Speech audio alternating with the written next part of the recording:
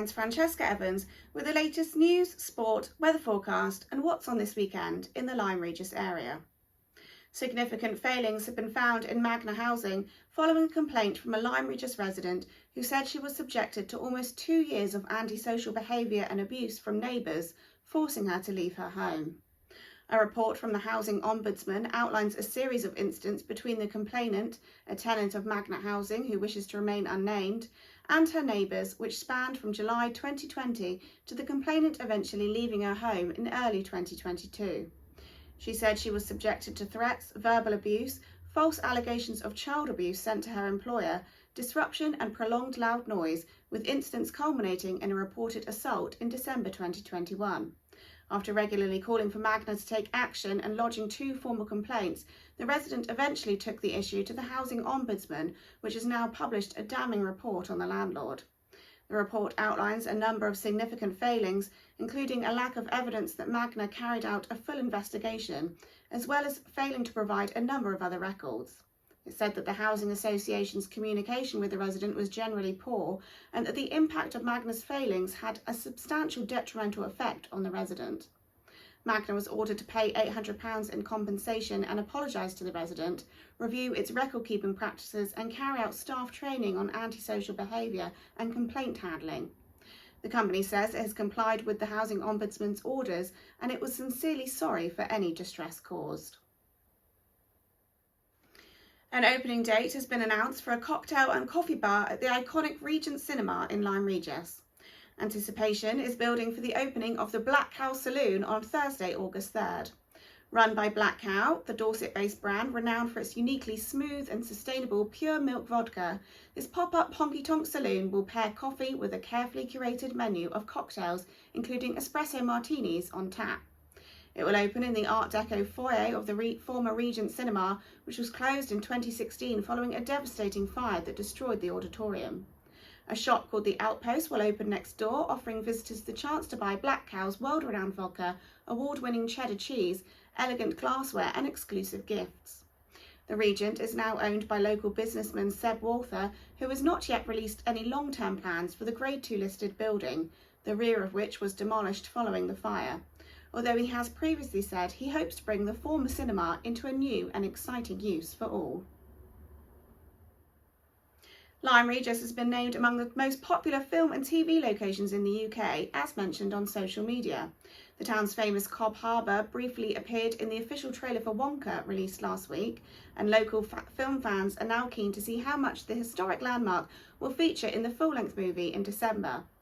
But it was the 1980s film The French Lieutenant's Woman, based on the novel by Lyme Regis author John Fowles, which placed the town among the most mentioned film and TV locations in the UK on social media.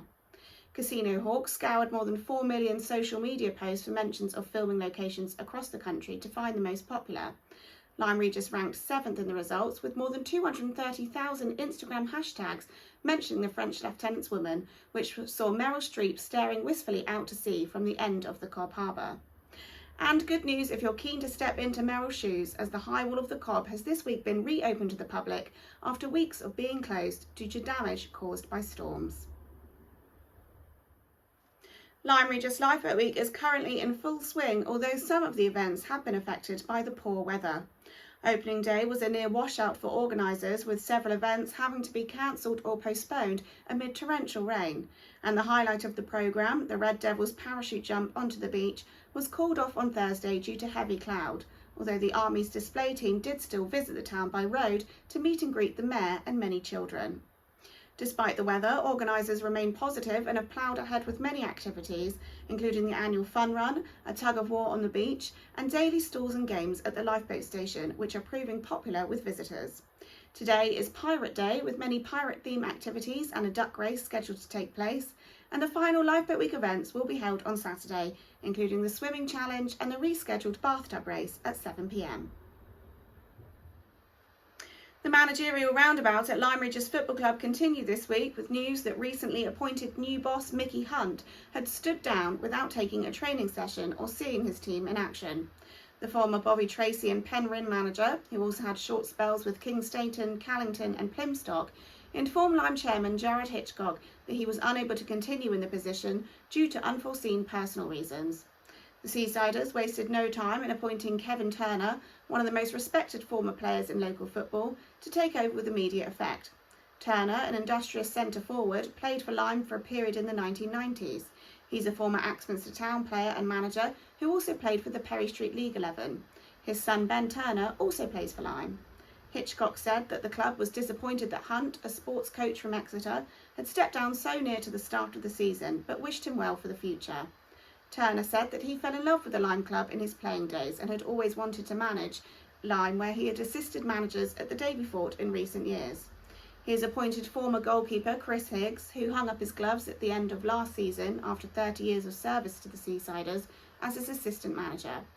Turner took charge of the side in a 3-1 defeat at a pre-season friendly on Tuesday at Bridport. He'll be on the touchline again this coming Tuesday when Lyme host a friendly at home to Sherborne Reserves. Heavy rain washed out the local cricket programme on Saturday, with only one fixture being played in Devon Cricket League's 16 divisions. Lyme and Lyme Regis, currently placed in 4th position in C Division East, were due to travel to bottom of the table Showbrook Park near Crediton, where a maximum 20-point haul could have taken them back to the top 3. Tomorrow they are scheduled to play second-placed Teignmouth and Shaldon, a tough task with the South Devon side having won 9 of their 12 fixtures compared to Lyme's 6. One game that did go ahead last Friday evening, despite the inclement weather, was the annual fixture against the local Lifeboat crew as part of Lifeboat Week events, watched by the usual large crowd at the King George V playing field. In midweek, Lyme exited the Corinthian Cup T20 competition in a comprehensive 7-wicket defeat at Heathcote, but they meet Seaton in the final of the East Devon Bash T20 on a date to be fixed. And congratulations to teenager Zach Mudford, who has been crowned Lyme Regis Golf Club Champion of the Year with rounds of 72 and 73. He adds the club title to the Dorset County Golf Union title he won early in the summer, and at just 16 years of age has an extremely promising career ahead of him. As well as Lifeboat Week events, this weekend will see the Marine Theatre in Lyme Regis host a Ghanaian gospel choir tonight, with doors opening at 7 p.m, and an open mic afternoon on Sunday from 2:30 p.m, while local pubs will be hosting live music, including the Royal Standard tonight and the Nag's Head on Saturday. Breaking the recent wet weather, sunny spells and light cloud are forecast throughout today and most of Saturday, with the chance of an odd shower, although more rain is expected on Sunday from late morning onwards. Temperatures are set to reach highs of 19 degrees. Thanks for watching LymeOnline's video news bulletin. You can stay up to date with all the latest news throughout the week on our website. Follow us on Facebook, Twitter and Instagram for regular updates, or subscribe to our free weekly newsletter to get the top stories sent straight to your inbox. Have a great weekend.